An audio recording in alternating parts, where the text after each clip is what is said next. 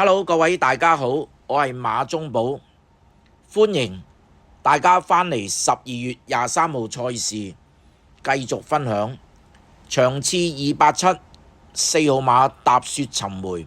尾126磅，8檔起步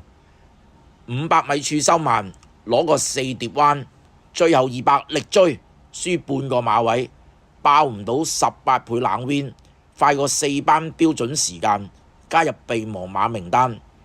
同場仲有另一隻馬6號馬翠湖烈風，尾125磅，12檔起步，出閘馬群之後切入內欄，上大石鼓包尾輸一條街，最後200中間取位互相觸碰，末段收慢，直路冇打過邊，齋推輸2個半馬位，加入備忘馬名單。場次288，4號馬寶城至好，尾125磅，5檔起步，最後100一路斜跑，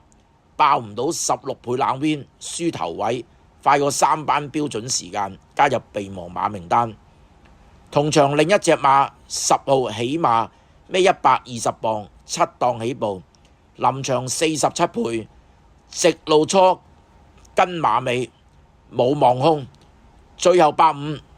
望空後有勢，跑第四，輸1又1/4馬位，快過4班標準時間，加入備忘馬名單。場次289，3號馬奔放，尾129磅，4檔起步，由頭帶到臨門輸避，快過標準時間，加入備忘馬名單。場次291，11號馬川河洞區，尾115磅，2檔起步，上大石鼓攞出3碟，最後100透出，彈甩贏，快過2班標準時間，加入備忘馬名單。場次292，1號馬喜連勇敢，尾135磅，5檔起步，電車路走3碟，入彎前俾馬頂出4碟，直路鬥衝平頭冠軍，快過1班標準時間，加入備忘馬名單。同場另一隻4號馬大浪淘田，尾125磅，2檔起步，直路初俾前面啲馬封住，最後200走返裏邊追，3匹馬一齊過終點，輸短馬頭，重 win 4.5倍博失，快過1班標準時間，加入備忘馬名單。